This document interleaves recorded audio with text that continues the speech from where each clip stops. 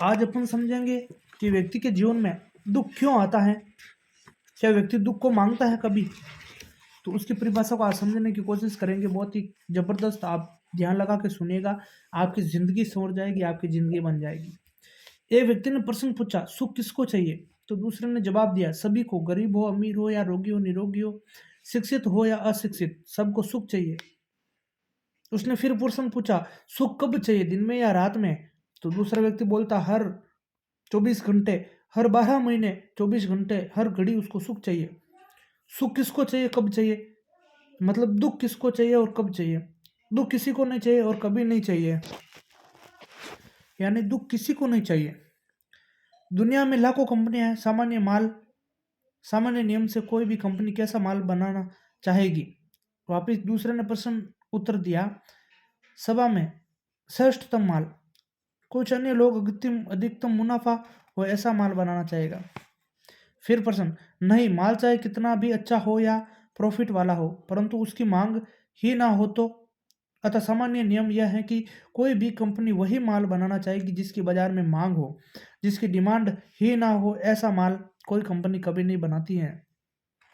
तो कुदरत नामक कंपनी यानी भगवान दुख नाम का माल क्यों बनाती है, क्यों सृजन करती है? जब दुख नामक माल की बाजार में बिल्कुल मांग ही नहीं है, यानी लोगों को दुख चाहिए नहीं, तो भी भगवान उसको दुख क्यों देता है? कोई मुनाफा में देना चाहे तो भी, कोई उसे फोकट में देना चाहे भी तो भी, कोई उसे हाथ लेना भी नहीं चाहेगा या हाथ में लेना तैयार नहीं होगा, उसको मंजूर नहीं होगा दुख। सबको सुख और सुख ही चाहिए। अतः यह प्रश्न तो उठता ही है कि जब एक भी जीव दुख चाहता नहीं है तो भगवान दुख देता क्यों है? अलबत्त इस प्रश्न का शास्त्रीय जवाब कर्म ही होता है, यानी जैसा कर्म करता है उसको वैसा फल मिलता है। परंतु हम इसे अपने निजी बातों के अंदर लोकसभा लोक भाषा में प्राप्त करना चाहेंगे, और इसके लिए एक जेल के अंदर जाकर के कारागृह का संरक्षण करना पड़ेगा। एक जेल के अंदर 200-400 कैदी हैं, वहां उन सबको यह प्रश्न पूछना चाहिए, बोलो आप में से सजा किसको चाहिए? उत्तर क्या मिलेगा? किसी को नहीं। अब प्रश्न यह उपस्थित होता है कि जब एक भी कैदी सजा नहीं चाहता तो न्यायालय उसे सजा क्यों करता है? उसने अपराध किया है, इसीलिए उसे सजा दी जाती है। सही है। अतः यह सूत्र निश्चित होता है कि बिना अपराध सजा नहीं। अगर सजा हो रही है तो अपराध अवश्य होगा, और यह योग्य भी है, क्योंकि जब सजा देने को मिलती है तब हमें कल्पना अपराध ही आती है।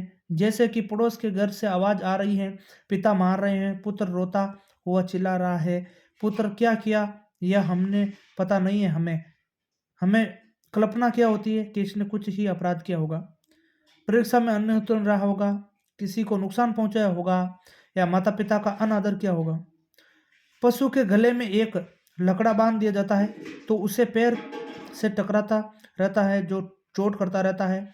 15-20 पशुओं में से किसी एक के पशु के गले में ऐसा लकड़ा देखने को मिलता है, तब हमें यही कल्पना आती है कि यह प्राणी मालिक के वश में नहीं रहता होगा, इसलिए उसे ऐसी सजा दी गई है। अर्थात सजा तो किसी अपराध की ही दी जाती है, अतः बिना अपराध सजा नहीं, यह बात तो निसंक है।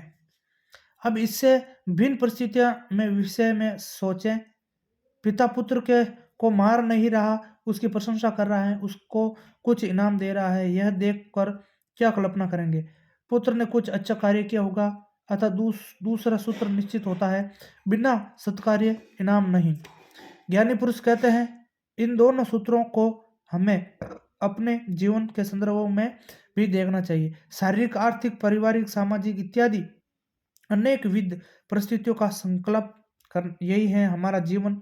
इनमें से जो जो परिस्थितियां सुखद हैं, संतोषप्रद हैं, यह सब कुदरत द्वारा दिए गए पुरस्कार इनाम है। अवश्य यह हम इसमें योग्य सत्य कार्य करके आए हैं, और जिस परिस्थिति में हम कष्ट उठा रहे हैं, परेशान हो रहे हैं, जिसके लिए हम फरियाद करते हैं कि ऐसा क्यों हो रहा है, ऐसी कष्टप्रदा परिस्थितियां भगवान द्वारा हमें दी गई सजा है। अवश्य हम कुछ ऐसे अपराध करके आए हैं, एक मनुष्य खाने पीने के विषय में इतनी सावधानी रखने वाला, यही खाऊंगा वो बीपी बढ़ जाएगी, यह खाऊंगा तो शुगर नहीं, यह नहीं खाना है और वही भी नहीं खाता खाना है, इतनी सावधानी बरतता है कि कभी कभी तो खाने की वस्तु से न खाने की वस्तुओं की सूची लंबी हो जाती है। और फिर भी सजा शुगर बढ़ गई और आज थोड़ा बुखार है। प्रतिदिन कोई ना कोई तकलीफ रहती ही है। और एक व्यक्ति मनुष्य किसी भी प्रकार की सावधानी नहीं बरतता, जब इच्छा हुई जो इच्छा हुई खा लेता, फिर भी पूर्ण स्वस्थ निरोगी, कभी कोई फ्री याद नहीं, ऐसा देखने को मिलता है। ऐसा देखने को मिलना चाहिए। स्वास्थ्य का ध्यान रखने वाला निरोग रहना चाहिए, या ध्यान नहीं रखने वाला, फिर ऐसा विपरीत क्यों देखने को मिलता है। कहिए इस दूसरे आदमी को कुदरत यानी भगवान आरोग्य का पुरस्कार देना चाहता है। जो मन में आया वो खा पी, तेरा स्वास्थ्य अच्छा ही रहेगा। अरे कुदरत तो यह कहती है तू पत्थर खाएगा तो उसे भी हजम करने की क्षमता मैं तुझे दूंगी, पथरी होने नहीं दूंगी, क्योंकि मैं तुझे आरोग्य का इनाम देना चाहती हूँ। और पहले इंसान को वही कुदरत कहती है, तुझे शांति से जीने नहीं दूंगी, प्रतिदिन कोई ना कोई तकलीफ पीड़ा तुझे सहन करनी ही है। एक युग पढ़ता लिखता अनुभवी और उचित आयोजन के साथ व्यापार करने वाला फिर भी धन न कमा सका, और एक दूसरा व्यक्ति अधिक पढ़ा लिखा नहीं है, कोई प्लानिंग नहीं है, इच्छा अनुसार व्यापार करने वाला, और फिर भी देखते ही देखते श्रीमंत बन जाता, लखपति बन जाता है। ऐसा भी दुनिया में देखने को मिलता है। ऐसा क्यों होता है? क्यों? कहो। कुदरत इस दूसरे व्यक्ति को मानो कह रही है, मैं तुझे संपत्ति का उपहार देना चाहती हूँ, भले ही तूने बिना किसी योजना के व्यापार किया है। मैं तेरा आसपास के लोगों को अपने परिस्थितियों को इस प्रकार के से अनुकूल बना दूंगी कि तुझे लाभ ही लाभ होगा। और वही कुदरत दूसरे पहले व्यक्ति को मानो कह रही है, तू भले ही पूरे आयोजन के साथ व्यापार किया होगा तूने, परंतु मैं तुझे कमाना देना नहीं चाहती। मेरी शक्ति असीम है, तेरे अत्यंत विश्वसनीय दलाल को अविश्वसनीय घोषित करने को प्रेरित करूंगी, बाजार का रुख बदल दूंगी। अरे आवश्यकता पड़ने पर सरकार की नीति को ही परिवर्तन कर दूंगी। किसी भी तरह तुझे लाभ प्राप्त करने नहीं दूंगी, क्योंकि मैं तुझे दरिद्रता की सजा देना चाहती हूँ। किसको प्रथम प्रयास में ही सफलता, और किसी को अर्थक अनेक प्रयासों के बाद भी अपेक्षित सफलता तो नहीं मिलती। किस कारण से एक को पुरस्कार दूसरे को सजा? कुदरत के लिए कौन अपना और कौन पराया? कहो। जिन्होंने सत्कार्य किए हैं उन्हें कुदरत पुरस्कार देती है, जिन्होंने अपराध किए हैं उन्हें कुदरत सजा देती है। एक आदमी ने चोरी की, डाका डाला, अरे किसकी हत्या भी की, पुलिस ने उसे पकड़ा, उसका कोर्ट में केस चला और न्यायाधीश ने दंड दिया 10 साल की सख्त कैद और प्रतिदिन 10 कोड़े।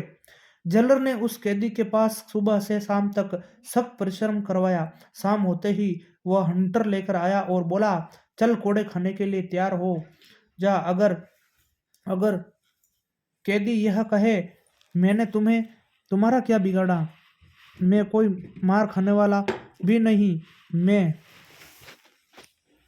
कैदी जेलर को बोलता है, मैंने तुम्हारा क्या बिगाड़ा है, तेरे घर में मैंने थोड़ी ही चोरी की है, तो फिर कैदी को जेलर से मार क्यों खानी चाहिए? क्योंकि चोर किसी और के घर में चोरी की है तो जेलर उसे मारने वाला कौन होता है? अगर इस प्रकार के दंड का वह विरोध करे तो सजा न्यायवृद्धि क्यों होती है? जैसे अपन किसी के अगर जेलर को वो बोलता है, तू अगर मारेगा तो मैं तेरे को मारूंगा, तो सजा बढ़ जाती है। ऐसा क्यों होता है?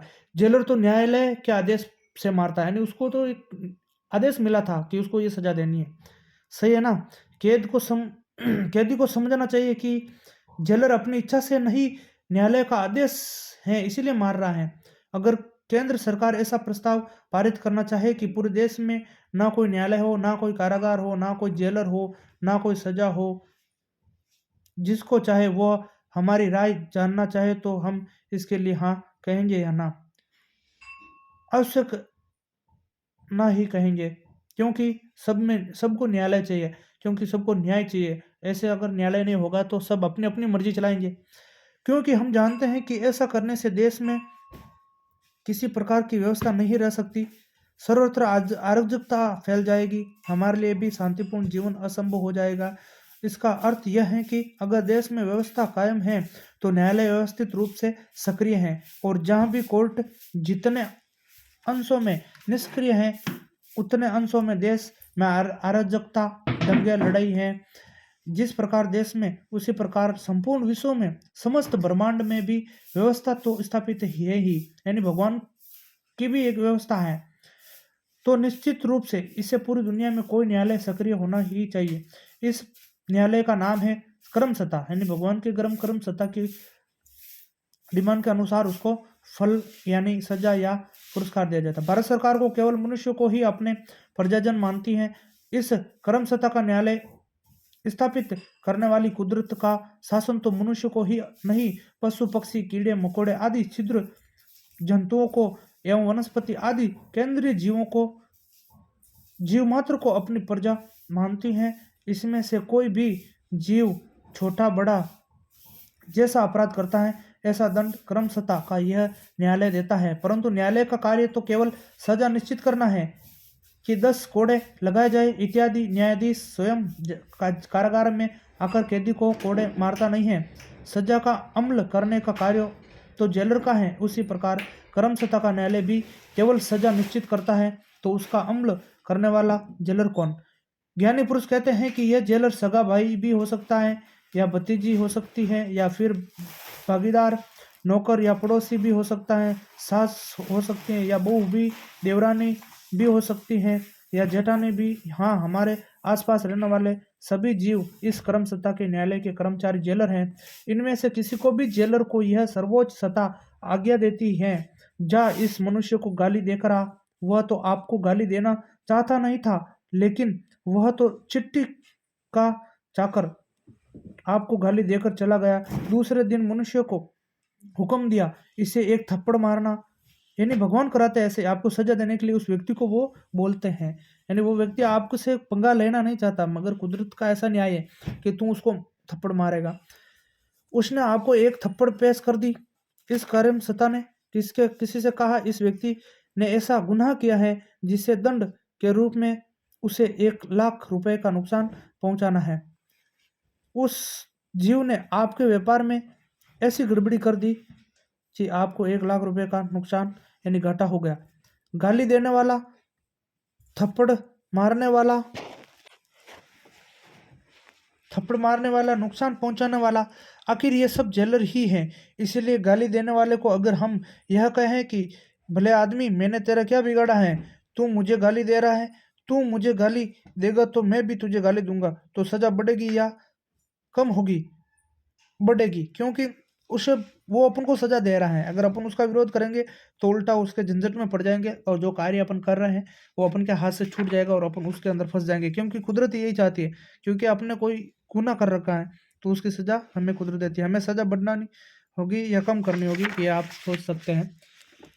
अगर हम कम करनी चाहते हैं तो उसे के लिए क्या करना चाहिए? कैदी का ही संदर्भ लीजिए। अगर हम हंटर लेकर प्रहार करने का प्रयास करें तो सजा में वृद्धि होती है। शायद हम वापस प्रहार ना करें, परंतु प्रतिक्रिया करें या पलायन करें, यानी भाग जाए वहां से, करें तो भी सजा में वृद्धि होती है। अरे हम मार खाए लेकिन खूब धांधली मचाए तो भी सजा में कमी नहीं होती है। सजा कम करने के लिए तो कैदी के पास केवल एक ही उपाय, चुपचाप मार खा लेना। उसी प्रकार कर्म सत्ता के न्यायालय द्वारा दी गई सजा को कम करवाने का भी केवल एक ही उपाय है।